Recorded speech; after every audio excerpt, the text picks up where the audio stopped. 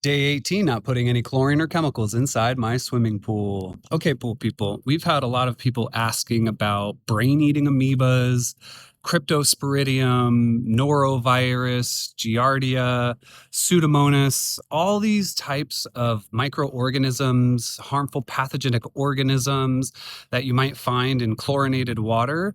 They're resistant to chlorine. That's why we are so fearful in the chemical world when maintaining pools, because crypto, norovirus, Giardia, even some forms of E. coli are resistant to chlorine. So if your cyanuric acid gets too high and you don't have enough chlorine in the water to get breakpoint chlorination done, then you're going to have breeding populations of E. coli, norovirus, Cryptosporidium. That's what's harmful in a chemical pool, is not having the right pH, alkalinity, and having too high of cyanuric acid that prevents the chlorine from doing its job and killing everything effectively. So we don't have to worry about that with the biofilter. It's naturally consuming all the nutrients in the water, outcompeting all of those harmful pathogenic organisms. So if there's no nutrients for algae to grow, then there's no nutrients for harmful pathogenic organisms to grow. And anything that doesn't grow will get consumed by the biofilter.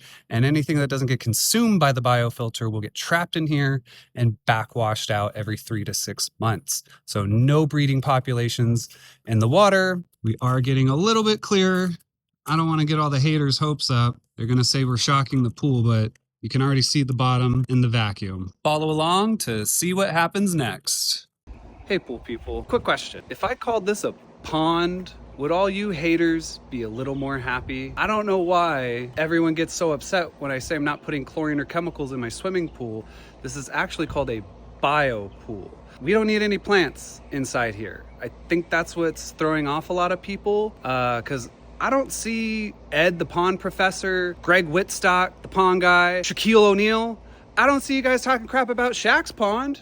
No, Shaq's got a huge pond with a huge biofilter and a ton of plants. I only need this tiny 40 square foot biofilter that's 6 feet deep, 16,000 pounds of gravel to treat my 400 square foot swimming pool. That's it. I just need 1/10 of the surface area. No plants required. This is a biofilm filter. So the biofilm is what consumes all the nutrients in the water. I just don't understand. If I said this was a pond, would everyone be happy? But it's not. I don't have any plants. This is just a biofilm filter. Ed, the pond professor, Greg Whitstock, Jack Diesel. Jack loves his pond. Jack loves his natural living water. And I could throw this onto Shaq's pond and greatly reduce the amount of plants that he needs. He would still need a little bit of plants, but this doesn't need it. We can design a pool that has the deep bed gravel filter and a small plant regeneration zone alongside it if you want the plants as well. But we learned that you just need the biofilm.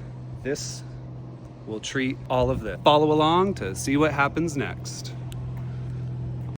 Day 19, not putting any chlorine or chemicals inside my swimming pool. Okay, pool people, did you know life on Earth wouldn't exist without algae? Yeah, algae gets a bad reputation in the pool world because we're taught green equals dirty.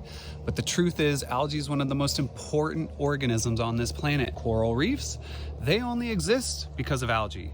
Corals are actually animals, and living inside their tissue are microscopic organisms called zooxanthellae. Those organisms use sunlight, carbon dioxide, and nutrients to create food, literally feeding the coral, helping build the reef. And the same thing is happening in our biofilter. During startup, single-cell algae acts like a producer organism, just like plants would in a traditional swim pond. It uses sunlight to convert nutrients into energy, takes in CO2, releases oxygen, and helps kick off the nitrogen cycle that feeds the rest of the microbiome.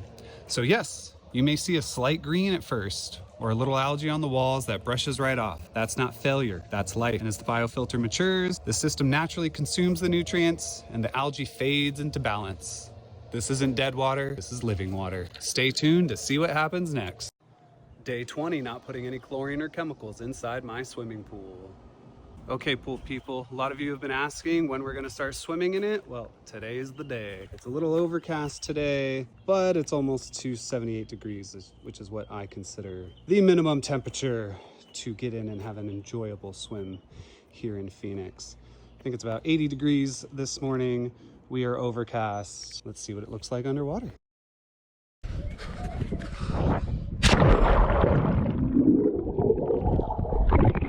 Woo!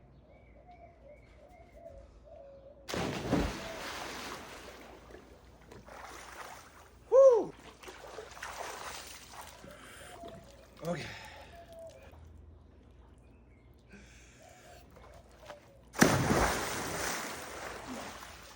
Woo! Follow along to see what happens next.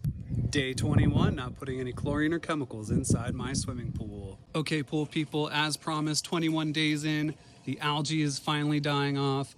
Let's check it out. You can see all the way to the bottom, we've got a little rocket right here. You can check out in the deep end, we've got a little dirt buildup that you can see.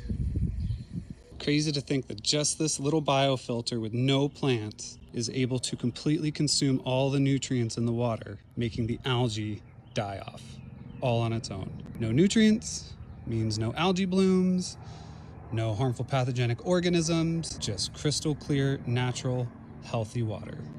Follow along to see what happens next.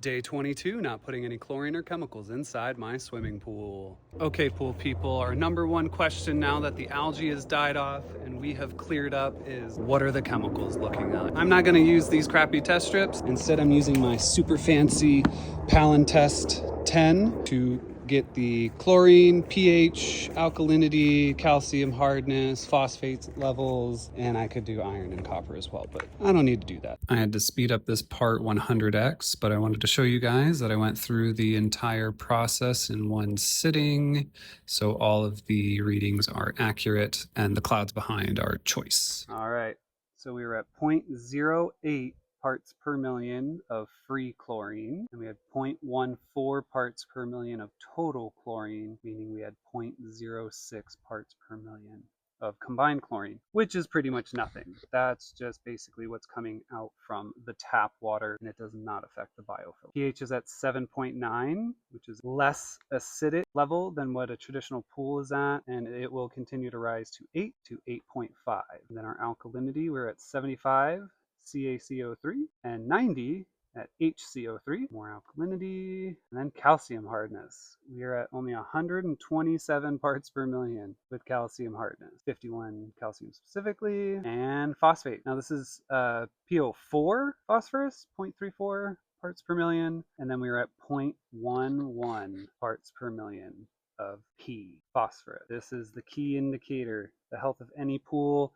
This is algae food, and this is the main number that we are going to track, is this P right here in phosphorus. Follow along to see what happens next.